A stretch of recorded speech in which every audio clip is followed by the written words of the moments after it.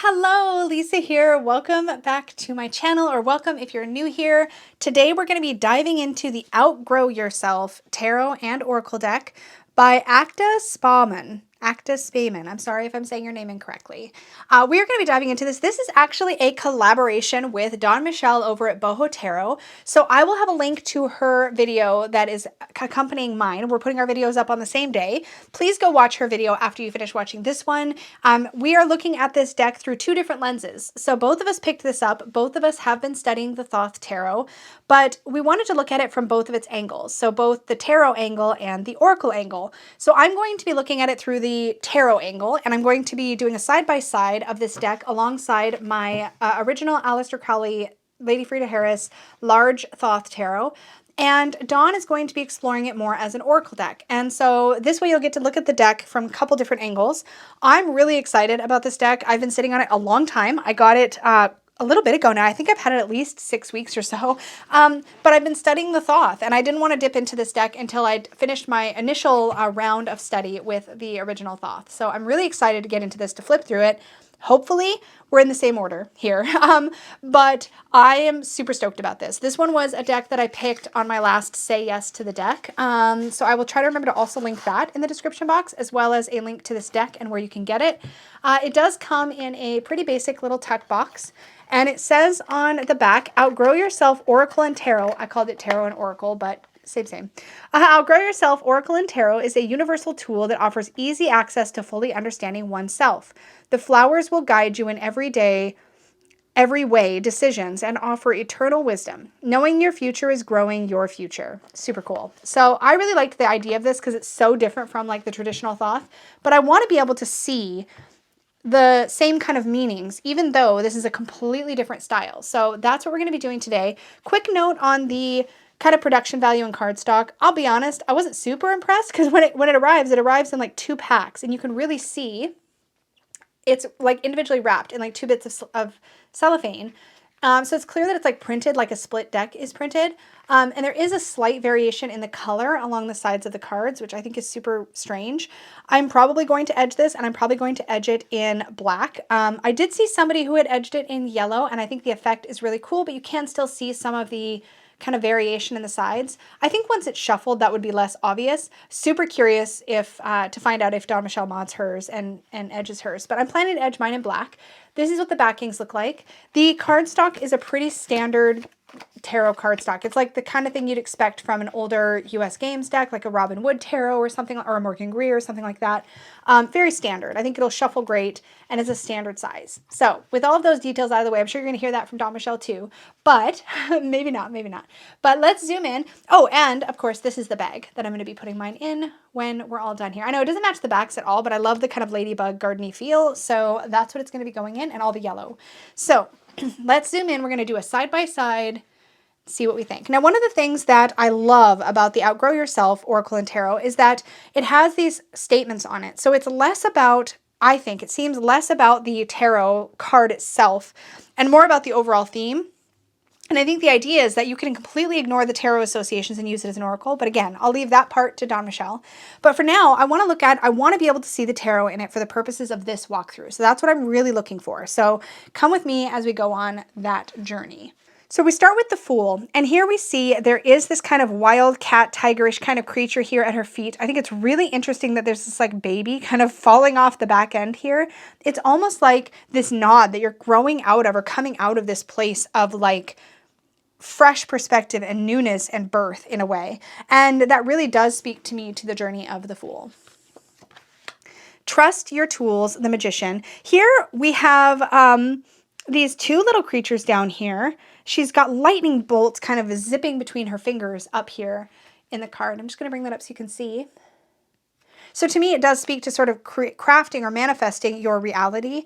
In the Rider-Waite-Smith, of course, the Magician is all about all the tools that you have at your disposal. And that's still the case in the Thoth Tarot, where we have the coin, we have a censer here, we have an adept's wand, we have a flying egg, a cup, a sword, like everything there, plus some extra stuff. We've got a papyrus and stylus up at the top for communication and writing. So tools is a really important aspect of the Magician from a tarot perspective. So I really see that here. There's enough here for me in that way. Here we have the high priestess. We still get this netting or this webbing or veil, however you want to look at that, behind her. And these two big flowers here to me represent those two pillars on either side. I like that she's kind of rooted in place here and has her hands raised up towards the moon, something that's kind of happening here as well. You get this idea that she's receiving information and is able to connect. Cultivate your garden for the Empress is so cool. Here she's looking at a mirror. There's a real sort of self-love aspect, I feel like, in this particular Empress. I love that there's just babies piled all around her. Like, she's just taking care of so many things. I love that. That really works for me for an Empress card in general.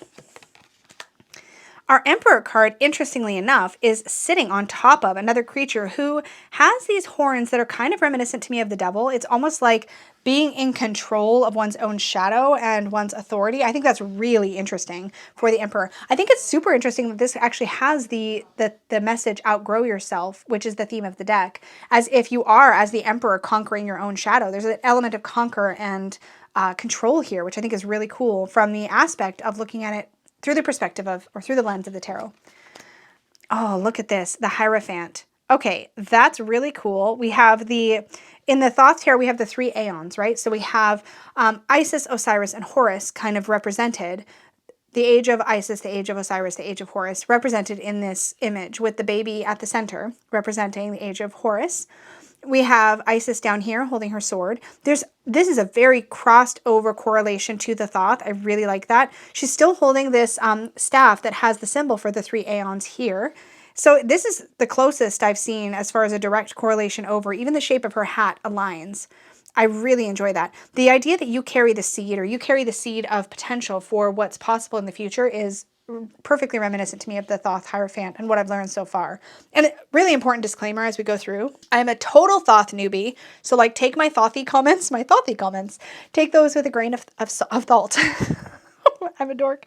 Take my Thothy comments with a grain of salt. Yep. But anyways, take that with a grain of salt because I am brand new. So I'm just, what I can remember, what stood out to me from my studies so far, that's kind of what's going to come through. The lovers here, love this a lot. We have the larger figure here looking over these 2 smaller figures. We get the snake kind of winding between their feet is really cool. This feels less alchemical than the Thoth lovers, but I definitely see the lovers in general here. How far would you go for love? Yes. Then we have the Chariot, and we have 4 beasts here. Again, 4 beasts here. Representative of the 4 cherubic beasts, actually, here, which is super interesting. And the same kind of beast you would see in the 4 corners of the world card, or the wheel card, actually, in the traditional, like, Rider-Waite-Smith tarot. I like that it says you're allowed to grow, which is interesting because I feel like when we're in a chariot space, or when we're working with chariot energy, we're really looking at, like, our drive forward and what is our will taking us? Where is our will taking us? And this kind of reminds you that you're allowed to move forward. You're allowed to pursue your will, which is interesting. There's a real personal growth, strong personal growth bent to the Outgrow Yourself from what I'm noticing so far. So we're going to put these into the same order as the Thoth. So we're on to Justice now. There's no numbers on the Outgrow Yourself, so that's no big deal. But I was really confused for a minute because Justice was in a totally different spot. Anyway, we do have, you'll notice, some color correlation, by the way, which I'm just now starting to pick up on, even though I've been doing this for a bit. You can really see the color scales.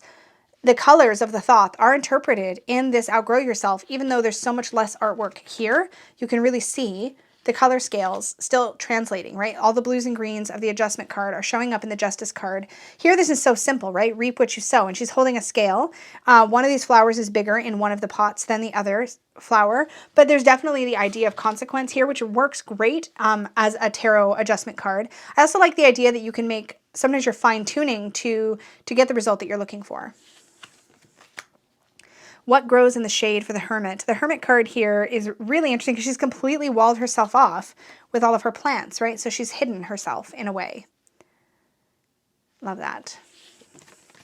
Grow anything. And we have a very definitive wheel here, the Wheel of Fortune. But she seems to be sort of manipulating that wheel with the plant that's growing out of her and around the wheel, like she's trying to control her fate. Interesting, too, that we still have this devil lurking behind her. There's a little nod to the work we're constantly doing and also how quickly we could fall from a position of fortune. So this really works as a tarot card for the wheel or the Wheel of Fortune.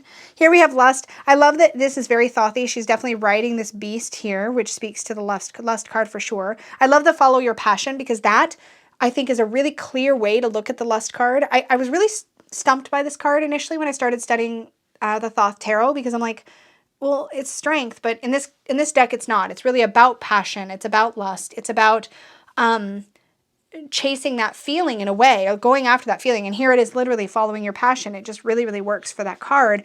And it kind of distills the meaning for me of the Thoth card that is its equivalent. The Hanged Man. The idea of sacrifice, of transforming, of making change. There's so much great symbolism in this card. I would have preferred, this is such a nitpicky thing, that the legs be in the same position here, because that, in the Rider-Waite-Smith, this is the shape of the legs, where the leg is bent off to the left of the card. And in the Thoth, it goes the other way. And that is an intentional difference, and it does have meaning, which I now suddenly can't remember now that I'm making a video, because that's, but it was something that mattered to me. And it was really a cool aha. And now I want to look it up. What is the deal? Oh, I can't remember where I found that. I might have found that reference in Lon Milo DuQuette's book. I can't remember now. But it was cool. I'm going to have to look it up again. If you remember and you're watching this video, feel free to share with us down below. But there was a meaning to the legs being in this shape as opposed to the other way around. That's the point I was trying to make. The grass is greener on the other side is such a great message for the Hanged Man. Interesting, though, because it does talk about intentionally making a sacrifice so that you can get where it is you want to get. Oh, interesting. So here we have death. All of these flowers or plants are literally dead here. We can see the bones of the skeleton are kind of overlapping the bones of her. It's literally as if this skeleton is like she's shedding her old self. That's so cool and interesting. I'm loving that for death. The idea of blossoming, of like letting go of the old so that you can flourish, letting go of the dead weight in a weird way so you can flourish. Super cool. Here we have Temperance, plant, forget, and harvest. I love the mixing and the blending and the alchemy that's happening in the pot here. Really, really works for that. There's an intense alchemical component to the Thoth Tarot Temperance card, or in this case, the art card. Here we have the Devil. Look at this. Okay, here she is, the Devil. She's got the face in her belly, much like you'd see in a Marseille deck. And she's got the figures in these cages, and the message is hide your secret under the tree. Oof. Really confronting. The Tower, pain is growing. Now this is interesting because it's an interesting play on words. Pain is growing, or does it mean growing is pain? Because in either case with the Tower, we're having to, she's literally here, she's the lightning, she's striking the lightning. It's much like, or she's striking the lightning on the Tower. She's tearing it down so that she can grow. It's much like in the Everyday Witch Tarot, I always comment on the witch who looks like she's like struck down her own tower. You see that here too, which is so cool because it's like she's taken her future into her own hands. I love that for the Tower. That really, really works. The Star card. You are a full sun plant, it says. That's so interesting for the Star card. This one is not my favorite. I feel like one of the things I love about the Thoth is that we get this idea that there's this pulling down of pure potential or pure energy of creation being poured out into the world of manifestation. That's my personal key takeaway from the Star card in the Thoth. And I don't get that here. I do get the be aware of your own potential. So there, I guess I just formed the connection when I said that out loud, actually. There's this idea of your pure potential. You're a full sun plant. You have the potential to be the most, which that makes sense. Okay, I'm fine, I'm there. And then we have the Moon. This one seems a little bit more, I said that before though, so let's see if I get there again. In this case, it says plant by the moon, but it doesn't speak to the more shadowy aspects of the moon that I think are highlighted in the Thoth Tarot. The idea of sort of fear and things being cast in shadow. It's interesting. The Sun. I love this. Don't forget to water your plants. Yeah, a lot of the Sun for me is about authenticity, shining your light, like being in the full light of the sun, being fully visible. that works for me. I like that she's almost got this like inner child that she's watering. When it says, please, don't forget to water your plants, she's watering this plant, but it's also a child. So you get this idea of nurturing your true self, or at least that's what I'm pulling out of it from a tarot perspective. And then we have the Aeon here. Again, we see the 3 layers, Isis, Osiris, and Horus, and the idea of evolution being really strong in this. And here it says grow out of it, which makes sense because when we choose to evolve, we're growing out of something. We're recognizing that something needs to be left behind so that we can move forward. Different than the Death card. It's more of an active process, not something that's happening to us, but something we are consciously stepping forward into. And then trust and surrender for the universe. So there's a completion energy in both of these cards, but more a trust in the universe coming through in this one. Okay, now is the time, it says, for the Ace of Cups. I like that. I like the idea of pure potential. I like that she's the one engaging with sort of feeding the cup or filling the cup. The Two of Cups, love, count your blessings. And the keywords, I didn't notice, I didn't comment on this. Oh, because we were in the majors, they don't have keywords, that's right. In the minors, the Thoth Tarot has keywords. So the keywords, so far, it's only 1 card. It aligns so far. Let's hope that it continues to. So here it says, count your blessings. I say let's hope because that's what I'm hoping for. Here we have abundance. Yes, abundance. Now, you will notice that there are no numbers on the... So here we have the Two of Cups. There's no 2 on here, right? So you're going on these keywords to tie it to the tarot card, but you don't have anything that says this is the Two of Cups on here. You do have 2 skeletons. I don't know if that's going to be helpful or not. I'm going to be assuming that we're going off of these keywords to tie everything together. Here we have 3 figures that are kind of embracing one another. Learn to flow for abundance, which works. Luxury, so we do match up. Stay away from instant gratification. Oh, this is so good for the 4. A lot of this is about sort of being too complacent, or in my opinion, taking life for granted. And that's true of the Rider-Waite-Smith or the Thoth. I really get the same kind of thing out of it. The one thing you won't find in this, if you're using it as a Thoth tarot deck, for example, is you won't find any astrological references or elemental references directly on the cards, which is interesting because the other Thoth type decks or Thoth influenced decks that I've seen have a heavy astrological influence. This steps away from that entirely. I'm not saying that the influences aren't in the artwork and in the messages, but you're not seeing any actual symbols right on the card, which I've noticed is more common in Thoth or Thoth-based decks to see. Like here we have Mars in Scorpio. It's really clear right on the card. So there's that. Anyway, here in disappointment, the 5 of Cups, we have behind every cloud is another cloud. That's a very kind of like depressing kind of way to look at it. Instead of behind every cloud is a silver lining, it's like I'm just going to be all bound up in this feeling of negativity and have a hard time moving out of it. And sometimes we're very much in this place, but I think that really works for the 5 of Cups. Pleasure, choose joy. I love this. For the 6 of Cups, this really makes sense. We're really flourishing in this card. We're really in a place of sinking into the things that make us happy. So that really, really works for a tarot card for the 6 of Cups. For the 7, we have the Debauch card, which in the Thoth Tarot is very much about stagnation in a way. We're sort of stagnating. We're recognizing that there's been too much of something. There's an excess in a way, but there's also it's an excess of not good. You know what I mean? That's what I've taken from it anyway. And here it says, don't drown yourself in a glass of water. Like basically don't let yourself fall apart unnecessarily. Like how can you pull yourself out of that?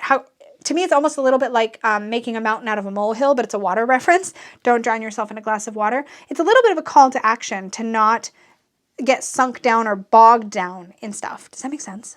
It makes sense to me. So that's how I'm pulling it from a tarot perspective. What you allow will continue. In the indolence, the 8 of Cups, this is such a strong message for the 8 of Cups and really powerful. When we think of the Rider-Waite-Smith 8 of Cups and the idea that we're abandoning something that maybe has been a good thing or has felt like a good thing for a long time, sometimes there's a recognition that something's not good anymore, or it's not serving anymore, it's not healthy anymore. So there's this recognition that something's not great. In this case, in the Thoth Tarot, we have these cups not receiving any nourishment, and so there's a stagnation kind of happening. It's like the 7 has progressed, and we've let it continue to stagnate, and now it's draining away our life force in a way. Here, it's what you allow will continue as the flowers are drooping. It's the same kind of energy in the Thoth Tarot. And again, we see the color correlation, which I think is so cool. Here we have happiness. Go to your happy place. The Nine of Cups is one of my favorite cards ever. The happiness card here, the full feeling, all the flowers are blooming, and you can really look to what's happening in the plants on the cards in the Outgrow Yourself. It's looking like to really feel the energy of the card. Like look at how these are drooping, such as they are in the Indolence card, how everything's kind of drooping and sagging. And then it's full of life and abundant in the happiness card, which is just as what we see in the Thoth card, which is great. The color correlations here are a little less obvious, but you still see this lavender color in her thighs and the yellow, of course. And then we have the 10 of Cups. This is interesting because this, in the Thoth Tarot, it's satiety. And in the Outgrow Yourself, it's satisfaction. This says you already have everything you need, which is interesting because in the 9, this is the perfect stopping point right here. And I've talked about this even with the Rider-Waite-Smith Tarot. This is where we want to stop because it's perfect. It's not perfect. It's like contentedness. It's the right spot here. But when we kind of continue, we can move into this almost, it's a little too much. Like, why are you striving for more? You already have everything you need. That's kind of, that really speaks to that muchness of the 10. Here we have the Princess of Cups. What is keeping you caged? That's interesting. I like that she still has the scalloped gown, as we see here. So there's a direct nod over to the Thoth Princess of Cups. Sorry, I spaced. I was just noticing these like little bird or like creatures with the bound wrists. That's super interesting to me. I don't really see the Princess of Cups as somebody who's caged. I see her as grounded in her, she's of course earth of water, so I see that grounded element, but that's a really interesting take on it. The Prince of Cups is our heir of water in the Thoth Tarot, and it's what do you secretly wish for? Of course, our Prince of Cups is our quester. He's following his heart. He's looking for that. I think it's interesting that the Prince of Cups in the Outgrow Yourself is looking into a mirror. I think that's really interesting. The Queen of Cups, do you accept yourself fully? This is so interesting because it's like she's nurturing an inner child. Oh, that's so powerful. I really love that for the Queen of Cups. The Knight of Cups, we rise by lifting others. Oh, very cool. I love that. A lot of correlation in the imagery of these two cards. Again, the art style is completely different, but we see a similar scene happening, right? She's flying, he's flying. They've got wings, right? And they're moving upward. They both have the crab reference. They're both holding the grail or holding the cup. And now we're on to, so in the Outgrow Yourself, we're on the discs. So we're going to swap out our suits again. I'll just put my other suits up here so I can grab them when it's time. So Ace of Discs, you're already there. Enjoy. This is interesting. You're definitely planting seeds in the Ace of Discs, or you're receiving seeds, and here she's planting seeds. So I like that reference there for the Ace of Discs. In the 2, we're dealing with some change. Same keywords again, it's continuing to correlate, which is great. Every day, in every way, things will be better. So that's really an interesting message for the 2. It's change, but it's change towards growth, towards more positive momentum, which is cool. Here we have Works, which is the 3 of Discs. What do you need to take the first steps? So I really see that in the 3 of Discs, we're already taking those steps. We're already creating something. We're already working on something. We're growing something. There's a cohesiveness to what's happening. So I feel like it's almost asking how to get there, whereas I feel like in the 3, we're kind of there.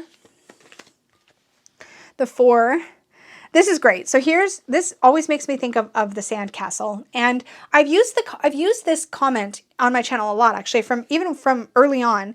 My channel's kind of like my sand, what do you call those things? Sandbox. My channel's my sandbox. And so I can I get to decide what this environment's going to be like. I get to create this space here. And so it's one of the things that's been important to me from the beginning of my journey. The 4 of Discs in the Thoth reminds me of building a sandcastle in my own sandbox. It's like there's an element of structure to that, and of control, which is something you need to look at as well. But there's a protectiveness to that really makes sense to me. I don't even know if what I'm saying out loud makes sense, and my voice is going because I've been filming today. But here it says, don't invite everyone to your castle. And they have the same keyword, power. And I think this really speaks to some of the rigidity and some of the control, but also some of the safety and structure and security of the 4 of Discs. So I really like that. Begin with yourself. This is the worry card, which is the 5 of Discs, or the 5 of Pentacles. Really like that message. Find your purpose for the 6 of Discs. Success. It's like things are good, but like make sure you're connected to your why. Here again, we have droopy flowers for the 7, which is the failure. You only fail when you stop trying. Ugh. There's a very giving up energy to the 7 of discs, so I really like that message there. Prudence, the 8 of discs, trust and rest. And this is fantastic. And of course, we have the sun symbol. This is the first time I've noticed an astrological glyph here, but this is actually the sun in Virgo. And I like this because here she's got it almost looks like pepper plants, but it's this idea of like trust in the process, trust that things are going to go well, be careful. Don't necessarily be making a lot of big moves to change things because things are kind of going okay. Let's not overdo and overwork the problem. And then the 9 of discs, gain, make your goals reality. I love this. This is about expansion and building and growing. I love that. Opulence is a state of mind. We have the wealth card. So again, remember that this is our kind of really great stopping point for the discs. But then in the 10, we kind of get to this almost over the top. It's almost overly abundant in a way, but it's opulence. Opulence is a state of mind. So I love that. Now we have our Princess of Discs.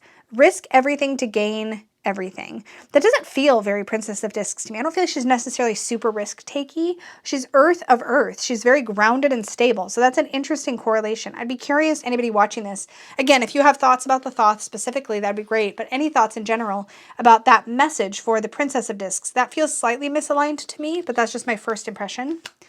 Prince of Discs, be patient. Things are set in motion. That really works for that energy. Love the bowl in both cards. Queen of Discs, this is our water of earth. How do I start valuing myself? Their postures here are very similar. I like that. I like the horns that are the same too. Knight of Discs, harvest and manifest. Love that. That brings us to the swords. So here in the Ace of Swords, we have, why do you ask what you already know? So that's super interesting, especially because here on her body, we see the sword pointed up towards her mind. The idea that like she knows, she has this knowledge already. She has access to it. She just needs to connect to it. Really works for the Ace of Swords. The Two of Swords is peace. What you stay focused on will grow. That's really interesting. Again, there's obviously a growth theme to the Outgrow Yourself deck. That makes a lot of sense, right? But I'm thinking of this in terms of the energy of kind of pausing and considering the correct choice. What you stay focused on will grow. So focusing on the reason for the choice, maybe so you can make the right one. The Three of Swords, sorrow. This is like a palmistry hand, which is super interesting. He who learns must suffer. This is so perfect. I am one of those people that originally I didn't like the Three of Swords piercing the heart in the Rider-Waite-Smith because I didn't understand the emotional component of the Three of Swords.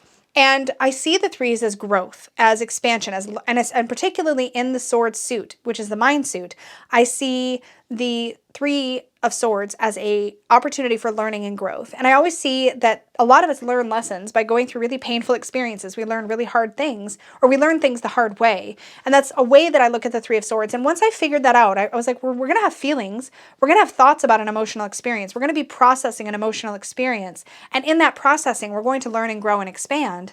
Because I have that feeling and that kind of take on the Three of Swords that's developed over the years, I love this take on it so much. He who learns must suffer. We don't learn without pain. We don't learn without trial, without tribulation, right? So I love this so much. I love it so much. Okay, carrying on. Truce, be there. Oh, that's beautiful. This to me is like almost like a call to like really listen, not just speak. I love that. The Five of Swords, defeat. You may never be good enough. Oh man, it's almost like you're giving voice to your own inner critic, or you're accepting that sometimes you're beat in something or by someone or in some situation you lose. And this idea that maybe we don't have to be the best at everything, right? Maybe we don't have to win at everything. Maybe it's okay. Maybe it's just a really interesting take that's really giving me food for thought. Okay, carrying on. The 6 is science. What is limiting your growth? I like that she does have a book here. To me, one of my standout symbols the standout for my study of the Thoth so far is that in the background of the 6 of Swords is a schematic diagram for fencing. It's a fencing diagram. It's actually present on this, including little footprints. If you zoom in closely on the card, you can see them. With that in mind, I kind of think of the 6 of Swords in the Thoth as being about sort of going to tried and true methods, going to knowledge, going to leaning into what you know, what you've learned, and using that to forge ahead. So when you're thinking about what is limiting your growth, it's like, get back to the drawing board. What do you need to learn so that you can step forward? What do you need to reflect on that you've already learned that you've forgotten? I'm talking a lot. My voice is totally going. Okay, futility. The Seven of Swords. Are you wasting your time? I mean, to me, the Outgrow Yourself really seems to be distilling some of my favorite key takeaways from my study of the Thoth and the ways that it's changed my perception of the tarot in a really cool way. So it's really exciting me. I feel like using this after having studied the Thoth, I feel like will only continue to help me build the strength of that layer of the Thoth when I'm working with any deck, and I'm real excited about it. Let's just say that, because the thing about the Seven of Swords is that when I was one of the very first cards I studied in the Thoth, and my mind was completely blown because I thought the Thoth was all pippish. I didn't realize until I looked closer at the card and read about it that each one of these swords has a different planetary glyph, and each one of them can represent a different type of defeating thought because each planet represents a different area of life, right? So for example, the Jupiter symbol here on this sword can speak to the self-defeating thought of I'm not lucky, like luck is never on my side. That can be one way of looking at that type of thinking. And each one of these planetary glyphs speaks to a different type of self-defeating thought, which was never something I associated with the Seven of Swords coming from an RWS background. And so this idea of futility suddenly took on a whole new meaning. And now when I look at a Rider-Waite-Smith Seven of Swords, I look at it totally differently. I look at the idea that the person stealing the swords may have just been like, well, I guess I can't get there through traditional means, so I guess I'll take a shortcut because I can't do it anyways. Or why bother trying to do it right? You know what I mean? Like there's so many other ways to look at it when you look at that self-defeating thought layer. This is the kind of thing that really excites me about the Thoth. But anyways, okay, so are you wasting your time? It says. Again, spot on. Love it. Interference. Stop resisting progress. Here, this is so great for the Eight of Swords. She has all these like little knives stabbed into her side, and it's almost like she's put them there. Like she's getting in her own way. Again, there's this feeling of like not moving forward, being so wrapped up in all the things that you think could go wrong. Again, to me, the Eight of Swords is often like an overwhelm kind of card where there's just a lot on your mind and there's so many ideas or there's so many thoughts that you just can't focus. So this is like stop resisting progress. Is like stop getting so hung up on the details that you can't move forward. I love that so much. Okay. Ooh, this is so interesting. Cruelty is the highest pleasure. The Nine of Swords.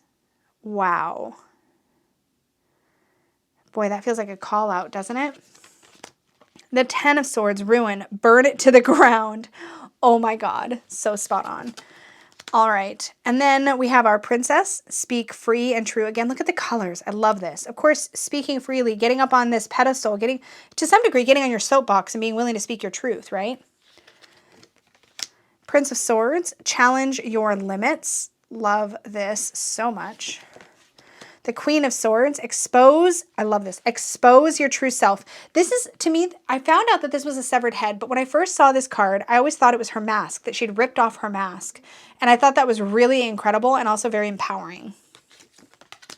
Knight of Swords, don't just wish it, do it. Like the Knight of Swords is very much action, like go get in there, right? That's what's happening here. Don't just think about it. You know, stop thinking about it, just do the thing. All right, and that brings us to the wand suit. Ace of Wands, welcome everything. Yes. The Two, Dominion. So this to me speaks to like breaking through obstacles, like bursting out of what maybe gets in the way. The sort of, Peggy calls it boulder at the bottom of the hill thinking. When you like think about the obstacles before you can move forward, like getting in the way. Not the same thing in the Swords where your thoughts are getting in the way so much as like recognize where those obstacles are and like burst through them. Here we have find the fire inside of you in Dominion, and this idea that she's like almost looks like the fire inside of her is going to burst forward, break everything apart, like destructure it, destroy it so that you can create, which is a really strong theme actually of the Two of Wands in the Thoth. Virtue, don't question your gifts. Love that. The Four of Wands, completion. Can you accept a new beginning? That's really interesting. I like that. That one's not jumping out at me the same way. I see a lot of harmony in the work, a lot of milestones here, but I don't see it so much as a new beginning as a stop along the way. Strife. express yourself without limitation. So this here is the Chief Adept wand in the front, really speaks to Saturn's influence in the card, and the idea of like something is kind of controlling the whole situation, but there's like a little chaos, but there's a little control over the chaos. Expressing yourself without limitation, and she's the one holding the Chief Adept wand here in the Lotus wands in front of her. Super interesting to me. Victory, win and give. So what are you going to do with that victory? Because the victory is precarious, right? When you're in this moment where you're on top, now that you have that, now that you've won that, what are you going to do with it? Valor for the Seven of Wands, face your fear. Yes, I love that. The swiftness, power is present. I love the electricity feeling of this. This is, to me, speaks to the sort of an air influence. We have Mercury here exerting an influence. It's Mercury in Sagittarius, but I feel like Mercury's influence here is around communication and like getting swept up in the energy of something. It feels electric in that way, which obviously electric. Here we have the sun in Sagittarius, sorry, strength. I'm getting into the astrology again. But it says, reach your full potential, strength. There's a real power to this card and like stepping into that power that I really feel in the Thoth. And I get that here too, which is exactly what I want. Oppression, release yourself first. This is a little bit like the self-care aspect of putting your own oxygen mask on first. Like if you're feeling really like weighed down and blocked and buried, sometimes you have to look to that self-care so that you can help others in the same situation, that kind of thing. Here we have the princess, be brave. She is very brave. She takes that tiger by its tail and off she goes. Prince of Wands, there are no limits. Look at this. Fierce forward movement in this. I love that. The Queen of Wands, sharing is caring. That's so on point. It's like on the nose, but it's so brilliant. Same pinecone wand. And Knight of Wands, I make it happen. Oh my gosh, you guys. Okay, so let me zoom out. I'm going to move my Thoth to the side here because we don't need it anymore. That was really fun. I feel like that was way more on point with the Thoth Tarot, and I really wasn't sure, you guys, because again, it has the keywords and it had these messages, but until I finished studying the Thoth, I wasn't going to try to figure this one completely out because I don't know if I would have been able to trust myself to see the meanings in all of the cards. But having worked with the Thoth and studied the Thoth now for a couple months, I feel like it's sitting there, and I feel like this just kind of solidifies that. So let's see how it shuffles and see if that edge thing gets a little weird, like less weird with the shuffle. Let's check it out.